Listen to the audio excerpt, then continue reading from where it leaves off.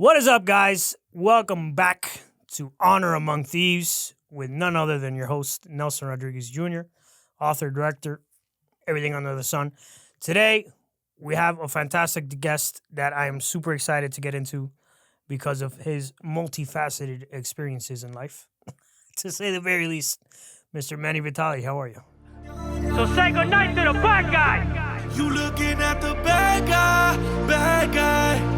This the last time that you ever see a bad guy like me. You don't have the guts to be who you wanna be.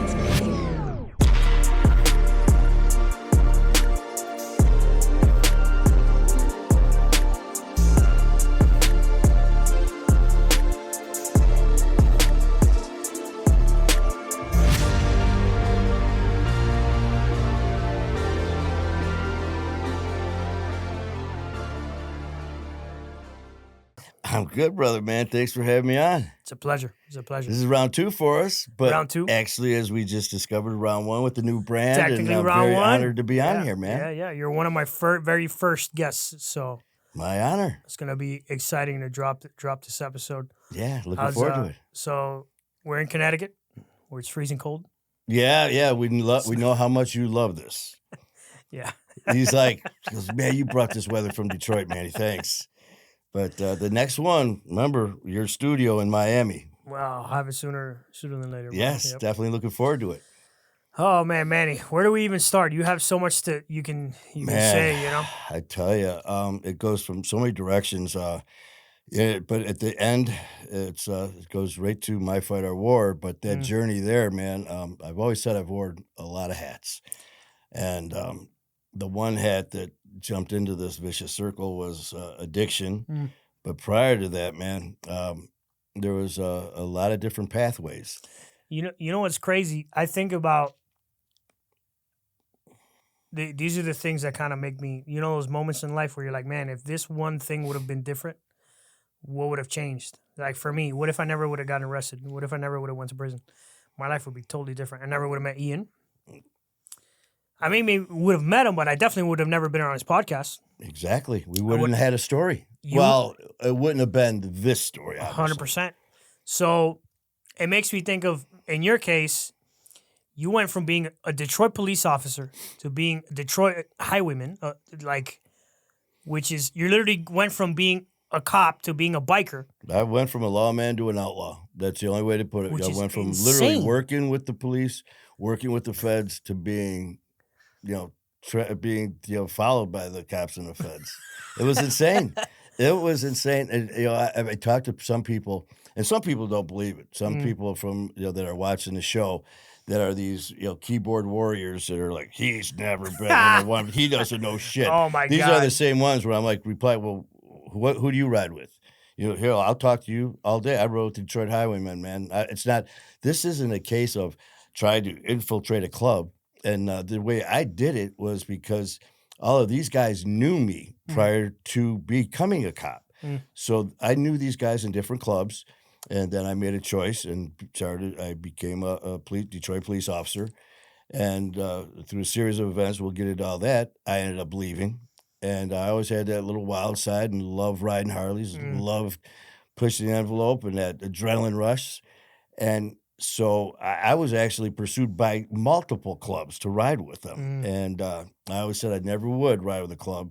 Any clubs we would know? The Vigilantes, the Renegades, all the different clubs that are in Detroit. I never had a bad thing. I hung out with, we had bike night at Gibraltar Trade Center, Okay. and all the clubs went there. I drank with all of them, because I wasn't affiliated with one, so I could do that. But once you become a member, man, it's another new world. And but I always said, this is even before and after I left the police. They offered me to, come on, just probe me, see what it's like, man, and knowing these guys for years. And I was like, never. Well, you know what they say, never say never. Never say never. It's amazing what a bottle of Patron will make you do. Because that's literally, I was at the clubhouse around Christmas, and I remember all the guys were there, and they're like, yeah, come on. My biker name's Gunner. And like, Gunner, get up here, man, belly up. And I was like, it's only for the club. And they're like, man, Christmas party, get up here, man. We're all having some doing shots of Patron. I'm like, oh man. And I was drinking. That was big time drinking and shit. But everyone has a tequila story. And I was like, oh, I'm gonna puke. If I throw up in front of these guys, I'll never hear the end of it. So I was like, I lean over to the one guy, Crip, and I go, you got any salt and lemon? And the one guy heard, what did you say? Like, I'm only kidding. I'm gonna puke. I do this shot of Patron. And I'm waiting. Well, I'd never had Patron before. I drank all the other, half-ass, bottom shelf stuff. And this time I was like, damn, that was smooth. Well, God knows how many shots later, I'm in the back room with people that need to be in that back room, like President, Sergeant at Arms. Next thing you know, I wake up the next morning and I look at my coat and there's a fucking armband. I'm like, I called my brother, my Porky. He answers the phone. He goes, welcome to the family. I'm like, you son of a bitch.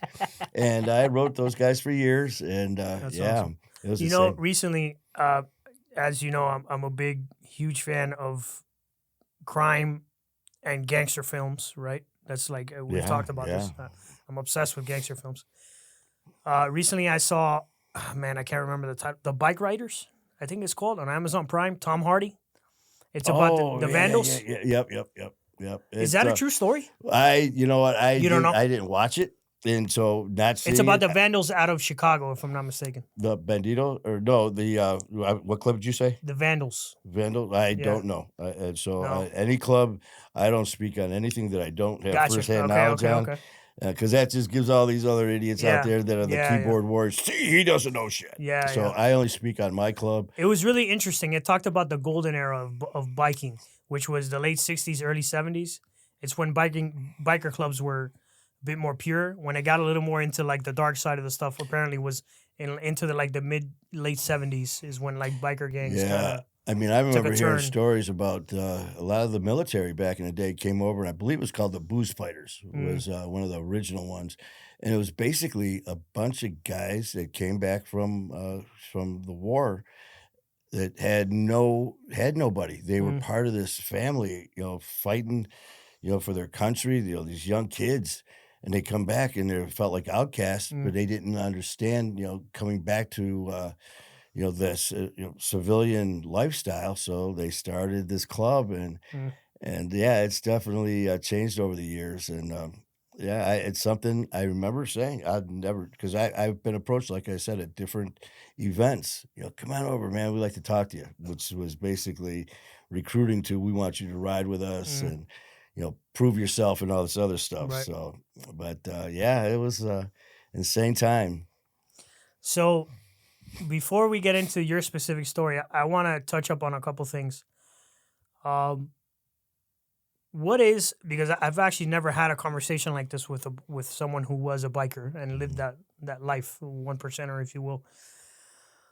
Is there like a rule book? Is there like a Bible? Like, are there certain things like, this is it. This is, don't do this, do this. Well, when you're part of an MC, the motorcycle club. Now, there's riding groups that you like. There was one when I first started riding.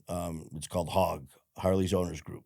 Okay. And basically, anyone who's got a Harley can send in, I think it's $25 a year, and you get a rocker and a patch you can put on. And I tell you what, I rode with those guys, and it's very family oriented, and just I had the best time. Different, but very different. It was literally family events, pig roast parties, a big family, man, and all bikers. And some of the guys I rode with in HOG were some pretty badass bikers, man, that you don't cross. And this is in a riding group. When you get into an MC, it is a whole nother world. And you do have rules. You do have the unwritten code that, you're not going to be signing anything, but you're going to be told and, you're understood. So when you like church, we call you going to church. And that's, for us, it was every Wednesday. Our house, we would, our chapter would go on Wednesdays. We'd all be there, just members. And people would be there that maybe were like the girlfriends, wives, or whatever, they'd be in the bar area. And once church started, we'd be in a separate room, no phones, no nothing, nothing. And what's said back there stays back there. And if it doesn't, there's consequences. And you can imagine what those are. And they could be something as, everyone gets fined. It's a way to make money for the club, to something more aggressive. And so there are definitely changes from the civilian world to an MC. The hierarchy structure of a biker club, is it universal around all clubs, or are they all different? Not all. Some of them are a little bit different, but like for us, it was you got your national. And for us, again, I'm always before anyone starts jumping in. We had our national, and then each chapter had a president, vice president, sergeant at arms, master sergeant, master sergeant, sergeant at arms, treasurer, bar boss, and that was basically your chain of command. And just like any organization, if there was like the sergeant at arms were like security, master sergeant was to head of certain things, and then you had people that were designated to you were assigned to watch people as basically bodyguards for the president and stuff like that. So that's I started out and probied. I came in and I prospected just like anyone else would. And again, this was not about me, this big thing. I've heard stories. Oh yeah, he tried to infiltrate this. No, in fact, had. There's a rumor out there that you were trying to like infiltrate them as a cop. Well, no, just from doing this stuff. Because everyone knew the truth. They're like, no, that's just this lovely. If it's on Facebook, it's true. So at one of the shows, all these people were chiming in. There's no way possible he rode with them, and so I'm responding to all these people like, come on live with me, man. You want to talk shit with your keyboard? I got no problem going live. I mean, here, Sos has a podcast that he actually took a clip of me and Ian when I was on his show about just this and put it on his show. And people were saying how it doesn't happen. Now here he is, who's very well respected in the MC world, saying it happens all the time for different reasons. And so there are other people who have been cops and then become bikers at different clubs for different reasons. But mine, as he clearly stated, was not to infiltrate anything. I was talked to. I was presented this talk and conversation. I prospected in. I went through the whole the proby, the different things, and became a full member of the Detroit Highwaymen. And had my brother Porky, God rest his soul, actually put him in a body bag. But I remember that morning, he's the one I called. I was like, "You son of a bitch!" And I remember him saying, "Welcome," and he said, "This is going to be some of the best times of your life and some of the worst times you've ever had." And he was right on both. He was right on both. I went to a lot of funerals. A lot of them were not natural causes. But just like, people get the wrong impression, just like with your show about, convicts and criminals. People think that everyone wearing a cut and everyone wearing, their patch is this terrible, evil person who is, raping women and beating kids. And it's just not the case. Or if you see them at a bar, they're walking in there just to, start fights with everybody. That's just the opposite. When we're out, we're not looking to start stuff with anybody. Don't get me wrong. If you're stupid, in your case specifically with your club, is what you're saying? Pretty much with any MC that's organized MC. You're not for no reason. Now, if there's a reason to be at a certain place to do certain things, there's a reason, and that is taken care of within each club. But like for us, and we tell the new guys, say, listen, man, you wearing that vest, you are representing all of us. You go somewhere, you don't turn personal shit into club stuff, or else you're going to be paid for that as well. Because, you'd have some guys, and I'm talking all different clubs, as soon as they put that vest on, they think they're bulletproof. You get someone who's 5 foot tall and 140 pounds, they put that vest on, they think they're 6'6" and 280. And they start running their mouths and stuff. And that's what starts getting people in trouble. But I mean, like for all of us, man, with us as the highwaymen, we'd walk into a civilian bar, complete respect for the owners, the civilians, the people there. Um, if shit happened, there were many fights that had started in clubs that we helped break up. Mm, Um, but it depends on the situation right. because the last thing you want to do is bring attention to yourself if there Right. are illegal activities Mm, allegedly going on. The last thing you want to Allegedly. do, allegedly going on, the last thing you want to do is have going out doing stuff to bring attention To to bring yourself. attention to yourself. Of Yeah, course. It's yeah, counterproductive. exactly. Definitely. So the Detroit Highwaymen is interesting because I actually had never heard of them before I met you.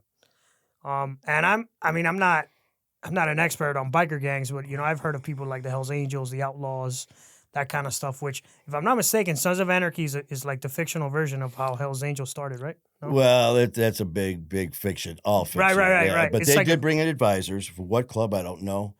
And I just did see something on, I can't remember which podcast it was. I think it was Stacks, Bill Stacks, Bob Stacks, whatever, has a podcast. And Mhm. he's, very up into the biker world as well. And they had some articles of conversation between the Hells Angels and the Highwaymen kind of talking, whatever that may be. And as far as whatever that goes down the line is obviously club business, and which I don't know at this point. But yeah, you get these clubs, and it's funny you brought up Sons of Anarchy because I came in with our club, my club, right when that show came out. Right when it became And popular. it was like, and here they're the black and the silver. Well, that's us, black. And we're the only club with a dress code, man. We're black pants, black boots, black shirt, black. And then our vest, obviously black. And a bunch of us went down to the Detroit Motown Hoedown, big country fest. So there's probably about 20 of us walking through the crowd, and people are just looking. And this group of girls, You must they're feel like $1 million walking funny. in a group of bikers, like walking through a crowd. We're walking through, and again, total respect, until there's time not to be respectful. And that was us. And we walk, and all of a sudden we hear, oh my God, these girls start yelling, it's the Sons of Anarchy. It's like, oh God. The Sons of Anarchy wish they were Oh, us. and it was funny They too, wish they because were like us. I said, if I don't know if you've watched that show, but of course, any woman, you bring up Sons of Anarchy, oh, Jax. Well, it was funny because that show just came out, and here we are in our clubhouse. So we're all in there one night, just drinking, having fun. And the girls, the wives, the girlfriends were all there. And we got TVs all over the place. So we're shooting pool, playing slots, whatever. And we look on the TVs, and the girls put on Sons of Anarchy in the clubhouse watching it. And that's all we hear about is, oh, look at these guys. And my club brothers goes, you realize you're sitting in a 1%, you're sitting in an MC, clubhouse right now with actual bikers. And they're just like, well, look at Jackson's ass in the shower. He's so cute. Like, oh my God. Well, it was funny too, because the girl I was seeing at the time, of course, they all love Jax. Well, we were getting ready to go to a party at our main house. And one of my good, very close brothers' name was Jax. And I told her, I said, I got a surprise for you. And, someone you're going to meet down there. And she was just like, she didn't know what to expect half the time when I said stuff because she didn't know what was going to happen. And sure as shit, I go, hey, Jax.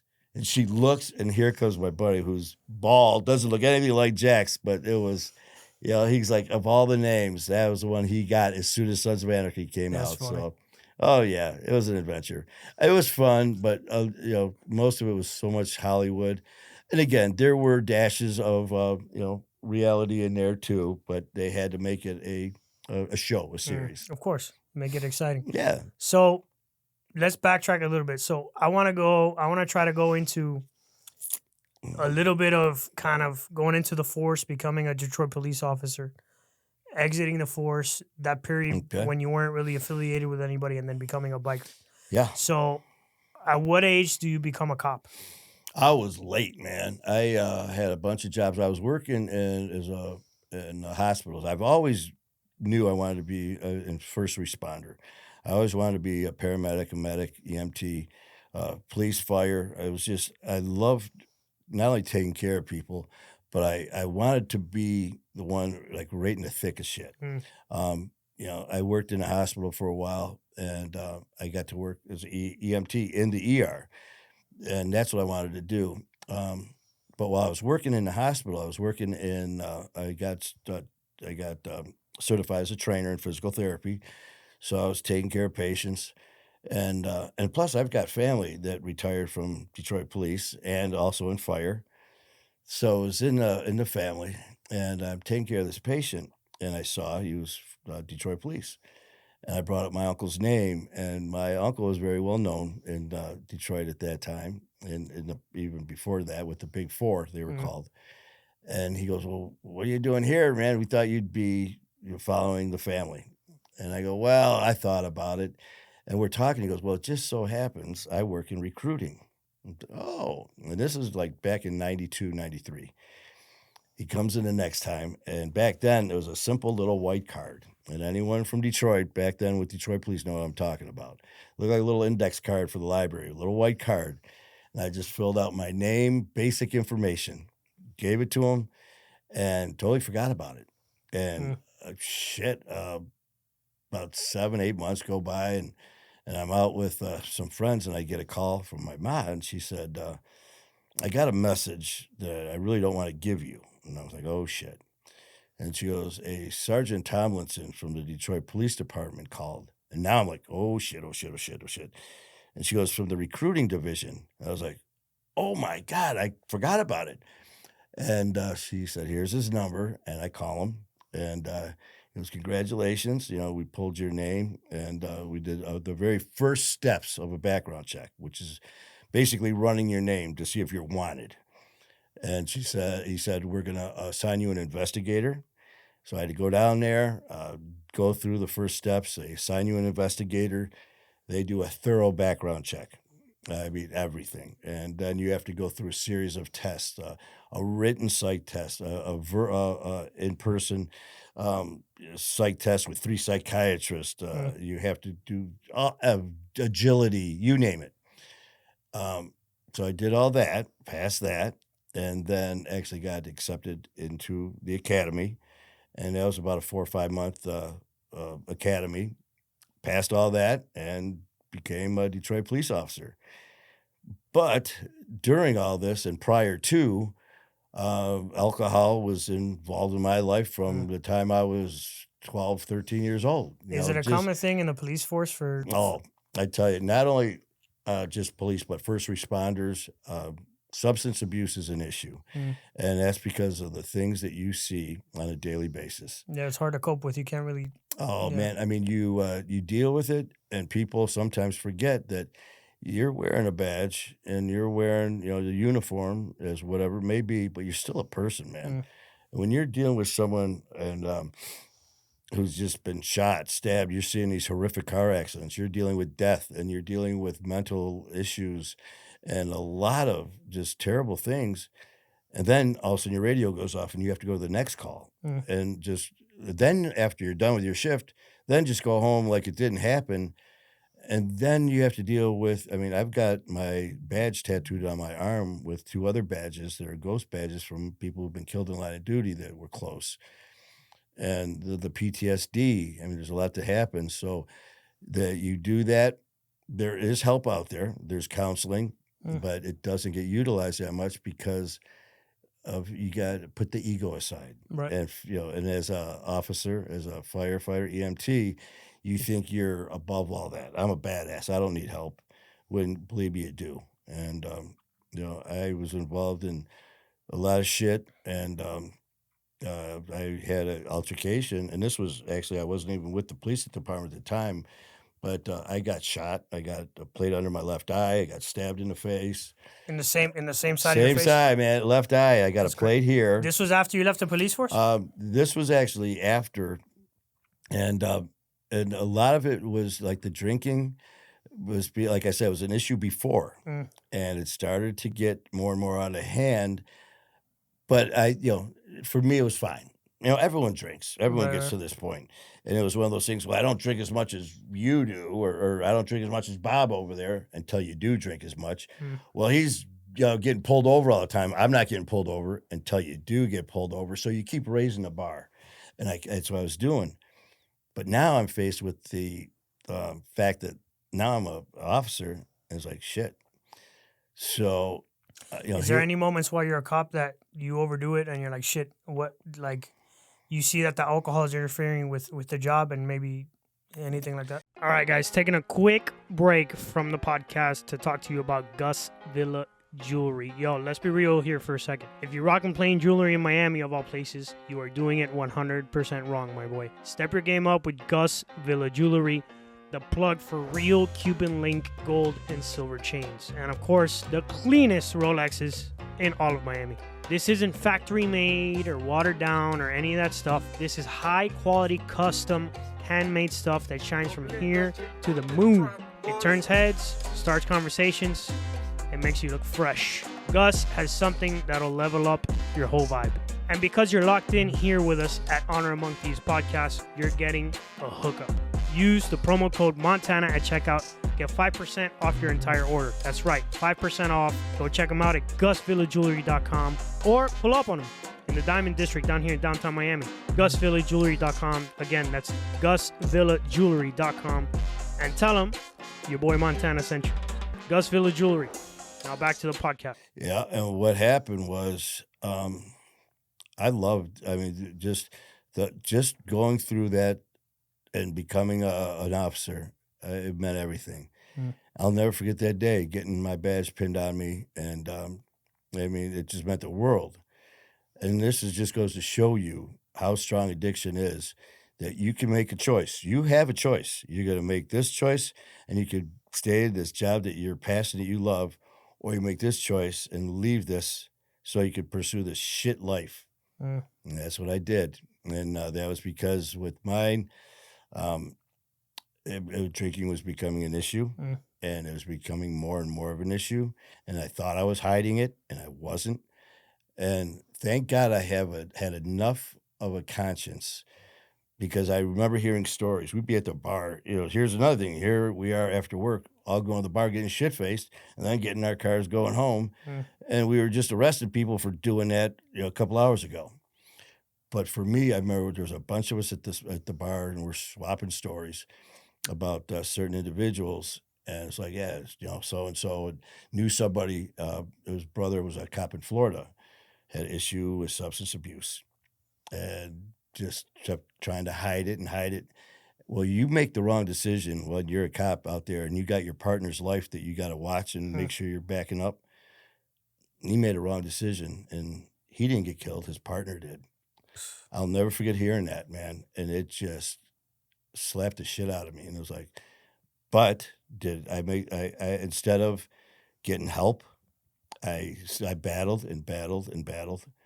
Didn't tell anyone what was going on. I turned into more of a prick, and more fights, more anger, more everything. And it was affecting my job now as I'm fighting these, two evils coming at me.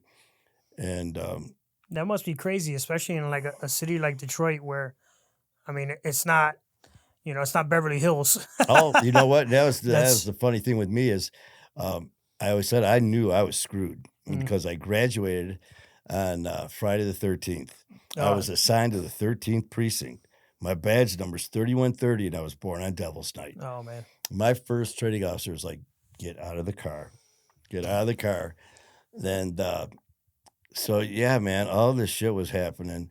But hearing that, thinking, if I make the wrong decision, one, I mean, yeah, of course I could get killed. But two, if I make a decision and I could be that guy, how could I live with, knowing that I made a choice to have my partner get killed or anyone? And I remember, I think I just, at that night, just got hammered, man. And wasn't telling anyone, even the people close to me on the job. And I think I even missed a few days, just on a bender, I think. And thinking, okay, I'm going to do the right thing, which would normally be go get help. Nope. Mine was thinking I was going to be this big man walking and turning my shield. and that's what I fucking did. Mm. I walked away from something now, and obviously there's a reason why, but that shows the power of addiction. That all I had to do was say I need help, and I'd still be there. Or who knows? Who knows? What ifs? Is it true that cops have to, like, they can't work if they admit they have some sort of mental health issue or are having problems with alcohol or any of that? If you have an issue, there's counseling. If you say, "Listen, I'm having some issues, I need to talk," there's counseling there for you. It's there, and there's random testing. I mean, so that's another thing. There if you're obviously uh, liquor. I mean, now if you're on duty and you're hammered, you take a piss test. But so you're faced with doing that whenever. Mm. But yeah, man. So I ended up walking away from that fucking job, and which of course made me drink more and start doing more blow, and pissed off at everybody except myself, and just started getting more and more angry. And that's when, like I said, the fighting was just out of control. And that's when, like I said, the altercation with the shooting with the plate under this eye, and then stabbing, numerous broken bones, and just not giving a fuck. Not caring at all. So let's get to the story with the eye. That was after you left the Mhm. force, but before you became a biker? Yep, I just left the club, and I left on good terms with the club, and there was some issues. Oh, so this going- is after you left the I biker was still involved. I mean, Okay. but I wasn't an active patch member at that time. Okay. And what happened was I was still running with the same crowd, and but now I had no one's rules except my own.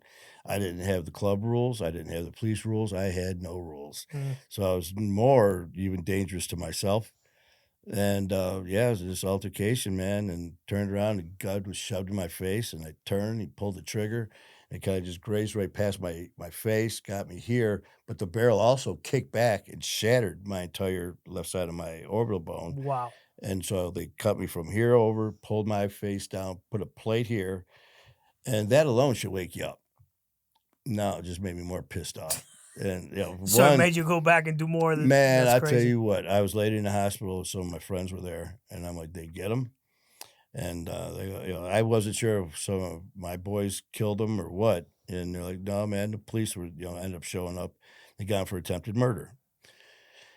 But even then, I was thinking, I can't wait to see that guy again. It was just revenge. That's all I cared about, man. Instead of thinking, I got to make some changes in my life. Nope, it was just the opposite. In fact, less than, I think it was like 8 months later, got in another scuffle and got slit right down the side with a razor knife, and laughed about it, man. I made it home just gushing blood because I couldn't go to the doctor, the ER, because of the situation, the circumstances of the You fight. showed up to your house with the side of your face slashed open? Full of blood, man. And I remember I made it to the porch, and I'm starting to fade, man. I'm like a stuck pig. And I remember calling my cousin, and I was like, "I need you." And him and my uncle came over, and I was down on the porch.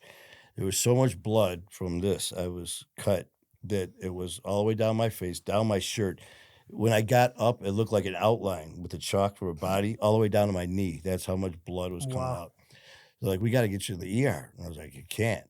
We got to do this here." I'm like, "Get me some glue, get me some stereo, give me some tape, Gonna glue get me your gauze." face, glue And your we face literally- shut? We sat there for 2 hours trying to stop the bleeding.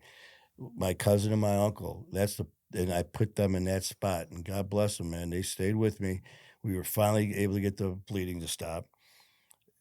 Super glue, that pretty much it's like the glue, the medical glue. That's crazy. We glued my eye, taped it shut, held it, and it's still, and I remember laughing, thinking it was so damn funny. They're like, "What the fuck's wrong with you?"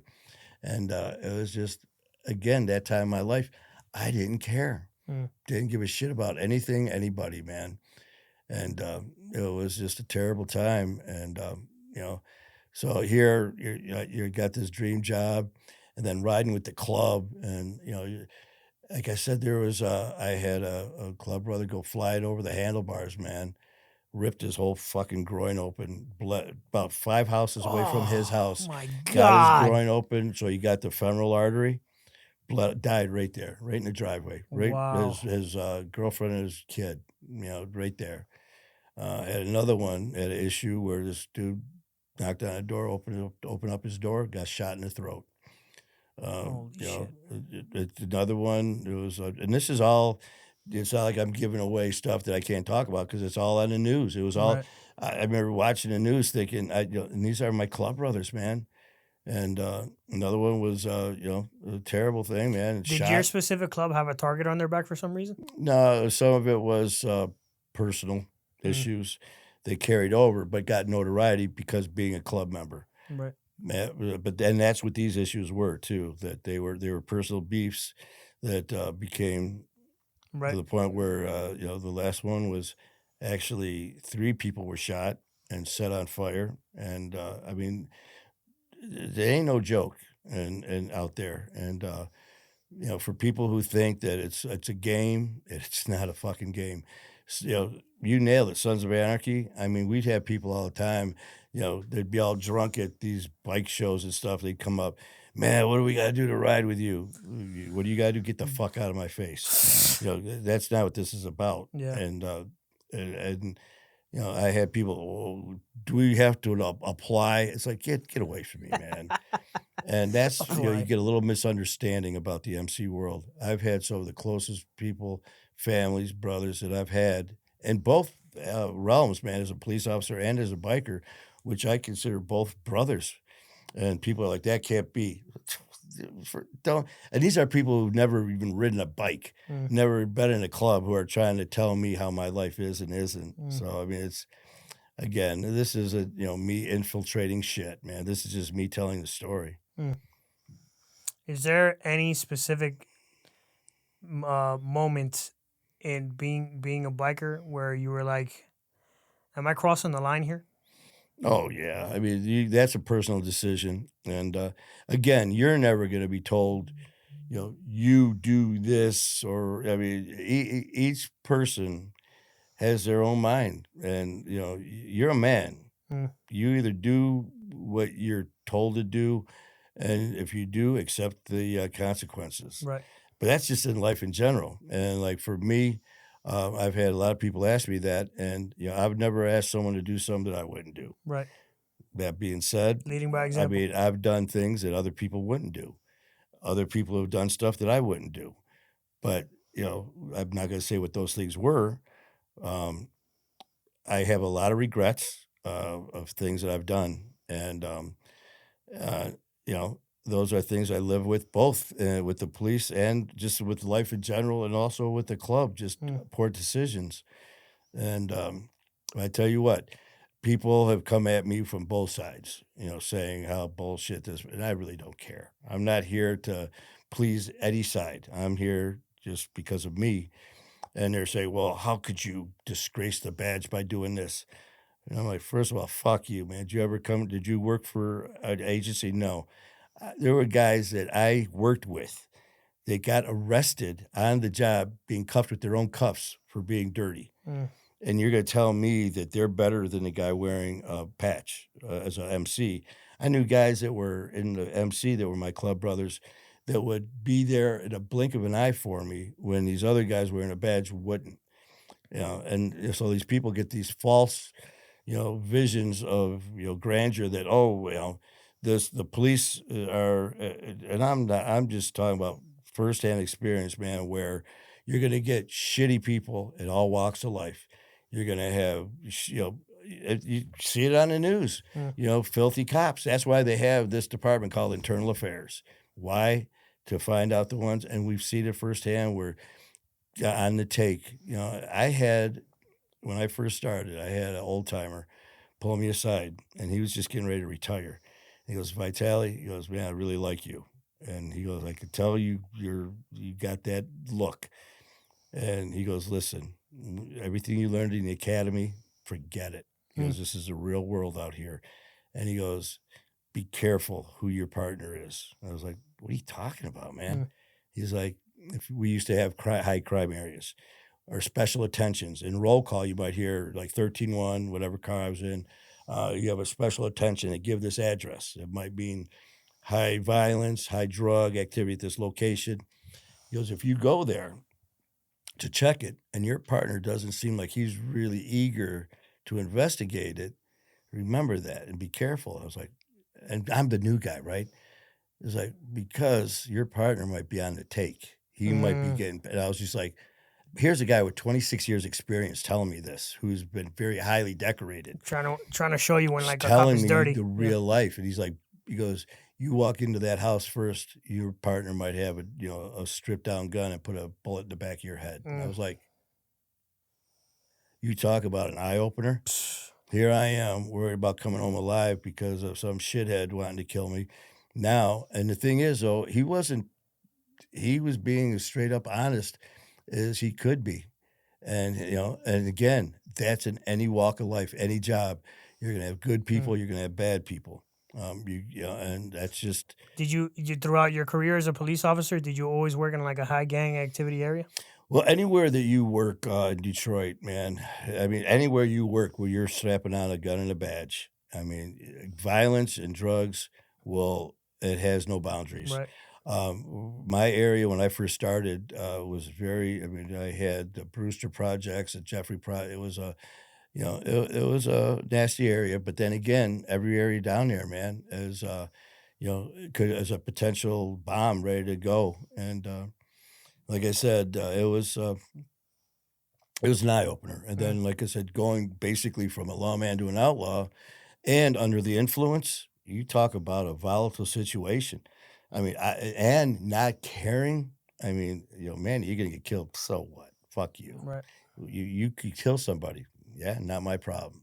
And that was my attitude, and that's, it damn near killed me from the drinking, which took me to forming my fight our war, because drinking and drugs damn near killed me. I was taken to the hospital because I was as yellow as a banana, and I was there for 30 days, and they said, you are in organ failure. Your pancreas, kidneys, and liver are all failing, and you are very ill right now. I was in ICU for half the time. I coded twice. They brought me back.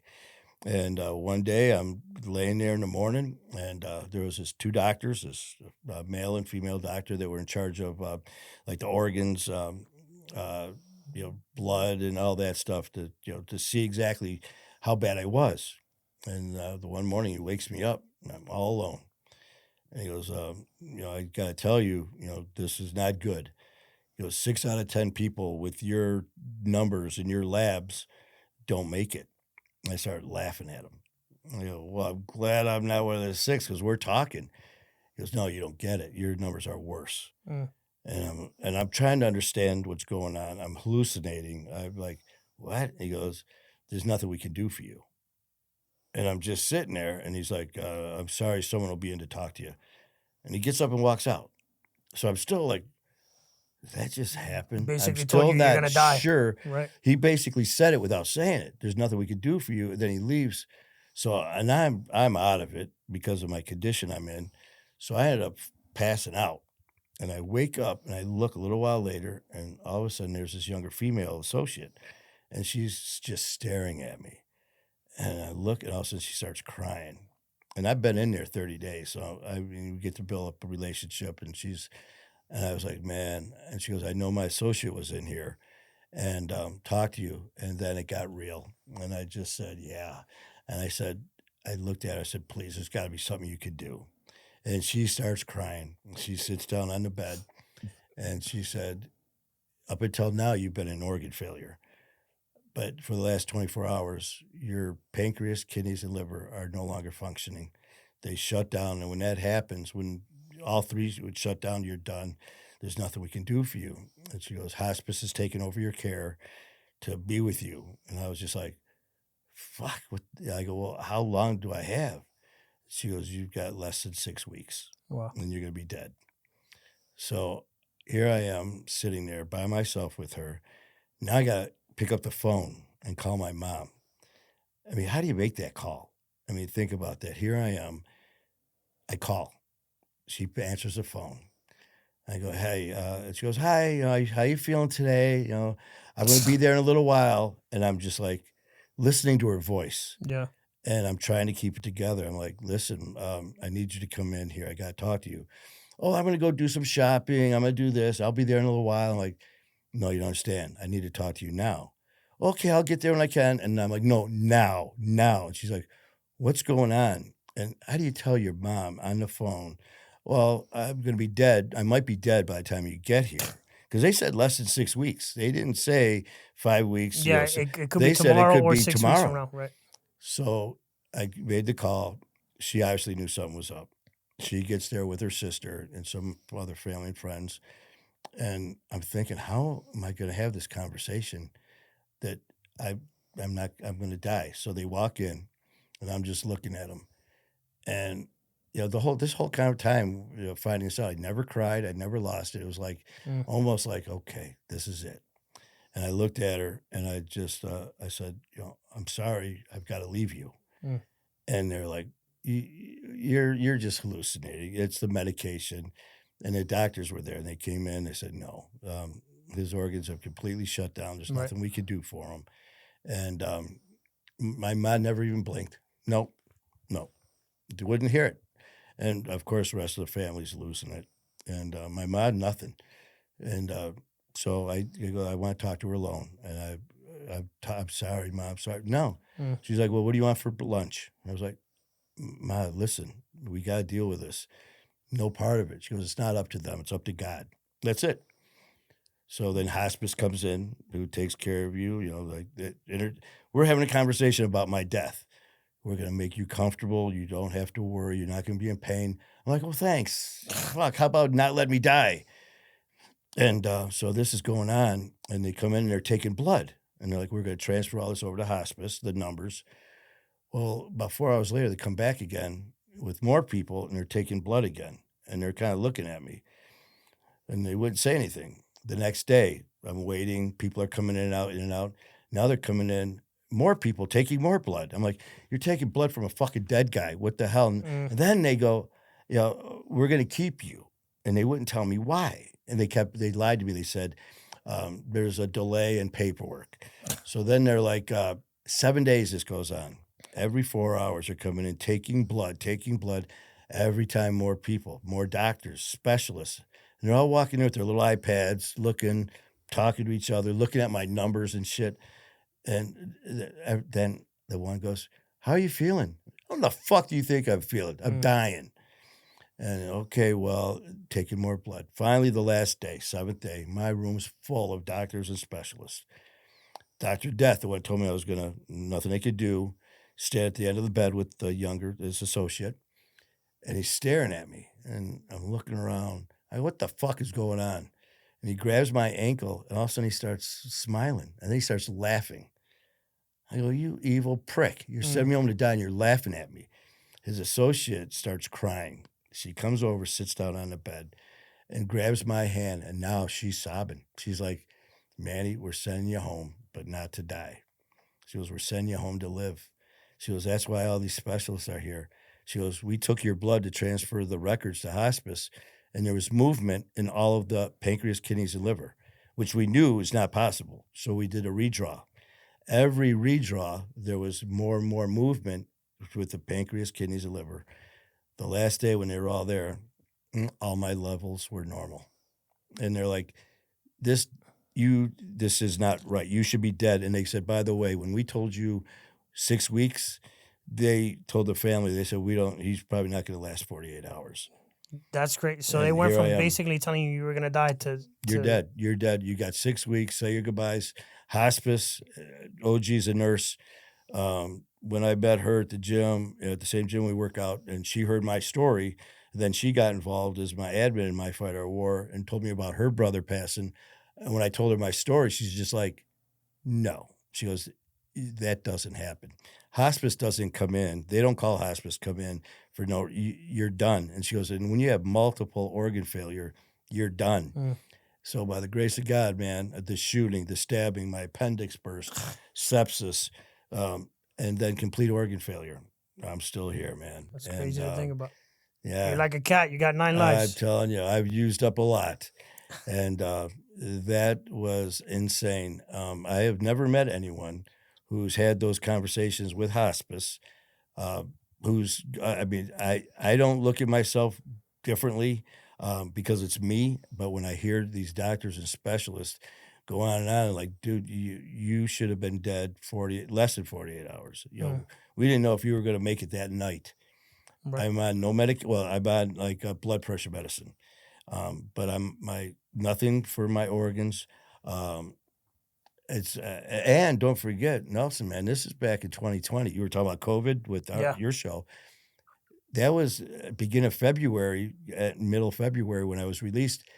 The world was shut down by COVID. So they're Wow. like, listen, you need 24 extensive rehab. Well, I went to the place. Everything's closed. They're like, you go home, man. They said nothing's open. COVID shut the world down. So it's because it wasn't available. Because of that, I never had any counseling, no sponsors, no 12 step, nothing. I went from a fifth and a half a day and doing all this shit to nothing. And by the grace of God, I've never had any withdrawals, Wow. no urges. January 27th, I just celebrated 5 years sobriety. And January the 9th was our second year of My Fight, Our War that I formed to help people dealing with any type of addiction, mental health issues. So it's insane, man. It's almost like your body was doing some sort of detox or something. I tell you what, it was insane because, like I said, no counseling, no nothing, not one bit. Not because it wasn't available, it just wasn't available due to COVID. Right. And so I knew I wanted to do something to give back. But in my bullshitting way, I kept saying, I'm gonna. 3 years passed until 2023. And they say God's will, God's time. I was sitting in my living room on January the 8th, and I got up, grabbed a piece of paper, sat in the kitchen, and I was like, I'm going to start a social media family to help people dealing with this. I go, well, I need a name. And all of a sudden, I swear to God, I wrote in less than 5 minutes, I just wrote My Fight, Our War on a piece of paper. And I was like, I just, no reason. I didn't think about it. I just wrote My Fight, Our War. And I'm not lying about this, man. And then all of a sudden I wrote, join our pack, you'll never be alone. And God's my witness. If I'm lying, I'm dying, man. And I just remember sitting there looking at this. And I've always loved wolves, like the wolf pack mentality, taking care of the pack. Join our pack, you'll never be alone. 25 plus years ago, I had a huge tattoo of a wolf head on the middle of my back. It is now our logo. And, it's insane, man. Here it is 2 years later. My Fight, Our War. We're reaching people from around the world. It's insane. Hell of a story, Manny. Yeah, man. That's something that if we've said this before about never say never and the cliche thing. Did you ever think 5 years ago that you'd be sitting doing interviews and all that? So 5 years ago, I never thought I'd be sober. Yeah. And then when this happened to me, I didn't know if I was going to be alive. So every day is a blessing, man. It really that is. right, brother. Definitely is. I can relate to that. Trust me. I feel like a version of me died a long time ago, and this is like all free. This is all bonus. It's all bonus life. For me too, people are like, oh, you found God. It's not that I found God. God's always been in my life. I was born and raised Catholic. I was never that guy. A Bible, I know there's a cover, a front and a back, and I know there's pages. I couldn't tell you palms, and I can't tell you the different, anything in there as far as what's what. But my faith is unbreakable, man. I know I've been blessed. There's a place in Detroit, the Father Solange Casey Center. I go constantly. Father Solange Casey is soon to be a saint. He has blessed Solange Casey. I was there one day praying, and something came over me that day. They talk about being touched by the hand of God. Yeah, I'm not going to tell people believe me or don't believe me.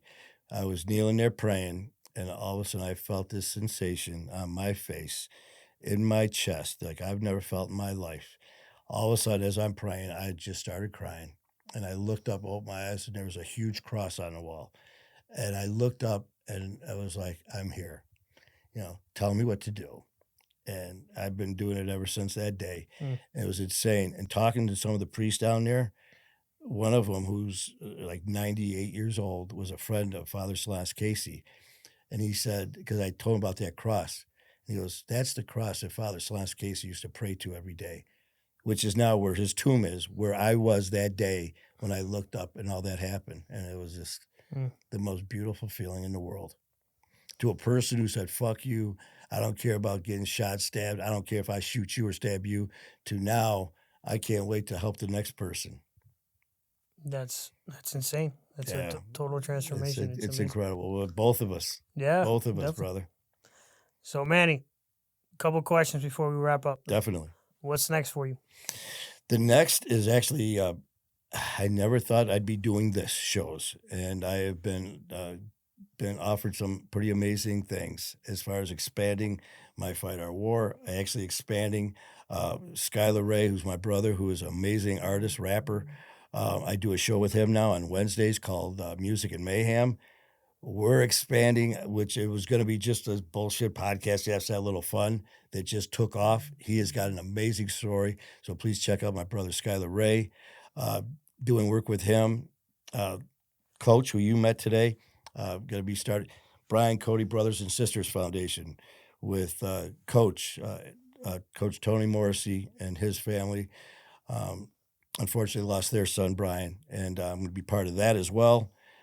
So there's a lot in the future. How do you want to be remembered? I want to be remembered that, we are who we are, and we make, just because, don't judge us by the things that we did, but how we learn from those lessons. The comeback, the fight, the determination, and judge by the results, not by the mistakes. Right. And that's what I like to be remembered by. Do you believe in redemption? I do. And, this isn't something that just happened because of what happened to me. My faith, like I said, I don't care what your faith is. I will never tell you, you have to be Catholic. You have to do this. You have to do that. But all I'm saying is, if you don't have faith, God help you, it's going to be a rough road. I've been blessed, and I'm going to take every day as a blessing and do everything I can to share that blessing. Have you been redeemed? I feel I have. I look up and I can look in that mirror now and not hate the guy looking back. And I tell everyone in our family right now, it's okay to look in that mirror and smile. It's okay to look in that mirror and be proud and say, you know what, you are a warrior. You're a champion. You're blessed. You're loved. You're worthy. And that's what we do. That's what I really try to drive through with our family. My brother, thank you for being on the show. I appreciate you. How can people connect with you? Definitely go to My Fight Our War. You can check us out on YouTube as well as Instagram and TikTok at My Fight Our War. And I appreciate you giving me this time. Of course, my brother. And look forward to doing some more in the future in Miami, where it's a little bit warmer. Soon. That'll be part 3. Definitely. Alrighty, guys. Another episode of Honor Among Thieves. Nelson Rodriguez signing out.